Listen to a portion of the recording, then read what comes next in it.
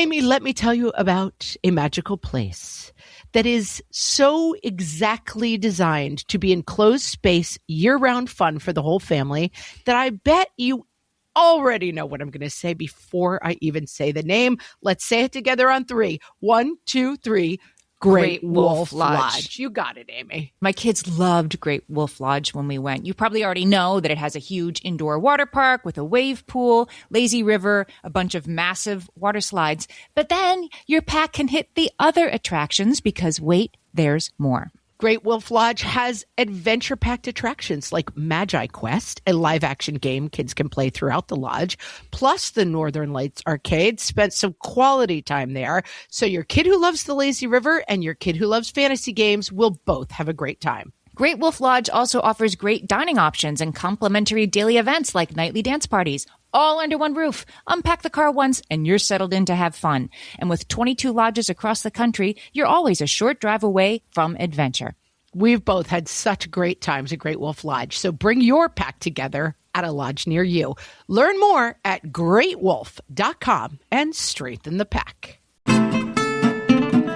Hello and welcome to Ask Margaret from What Fresh Hell, laughing in the face of motherhood, answering your parenting dilemmas one question at a time. Today's question comes from our listener, Katie, who says, my 11-year-old has trouble meeting deadlines we set for her, running to catch the bus.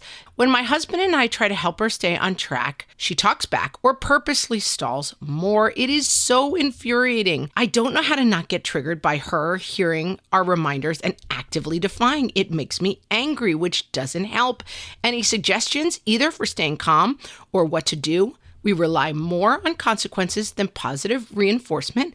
I would love my husband to be more of a positive presence in the morning, which might help, but as Margaret says, you can't get pizza from a Chinese restaurant. Actually, Margaret's Aunt Terry says that. I have to leave early, so I'm only partially around for mornings, which doesn't help. Thanks for at least letting me rant. So, more than just letting you rant, Katie, I'm going to try to help out with this a little bit. I think this is a situation, and we've talked about it on the podcast, where you're in a tug of war and your only real option is to drop the rope.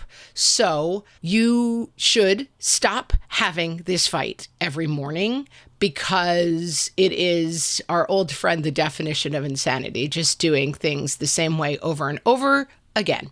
And I guess hoping for them to change is the part that makes it insane.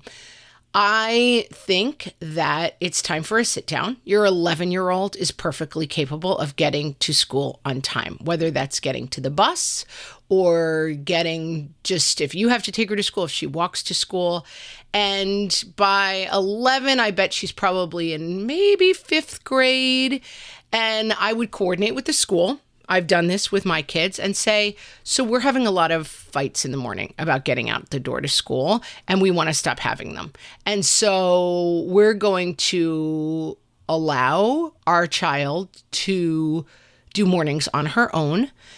And then if she is late for school, she will get a tardy, and whatever the consequence of that is, she will have to face. And we're going to take ourselves out of the situation a little bit more.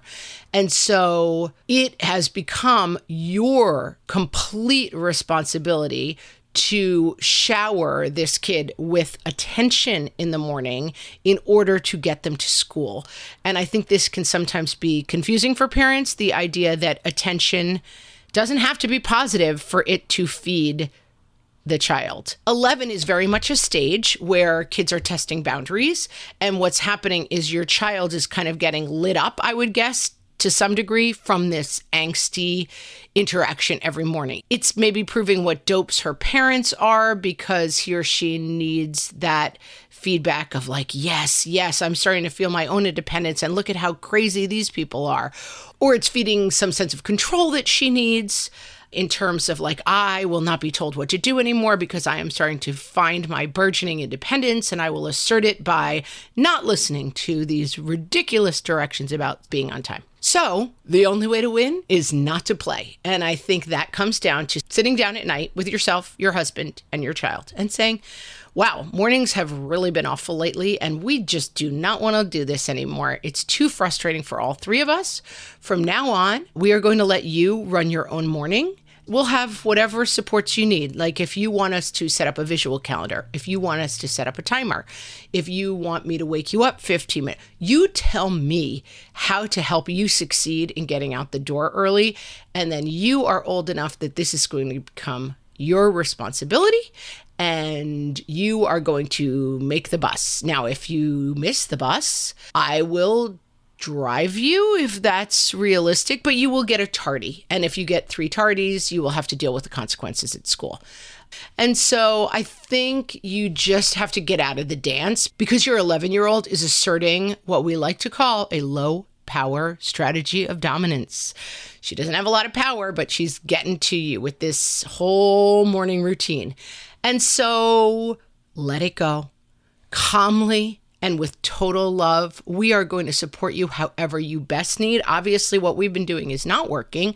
So let's put this responsibility on you and you figure it out. Now, is she going to rage for a couple of days? No one helps me. I can't find my shoes. Please let me know what help you need in a nice voice and I'd be willing to help you. I think if she sees consistently that you are serious about actually backing off, that it's not just a tactic, that you're going to really stop playing this game and she's going to have to figure it out, I think that is a great path forward. I hope that helps. If you have questions for myself or Amy, you can send them to us on our website. You can record them on our website, info@whatfreshhellpodcast.com, or you can ask them on our Facebook page and you may hear your question answered on an upcoming episode. Thanks so much for listening.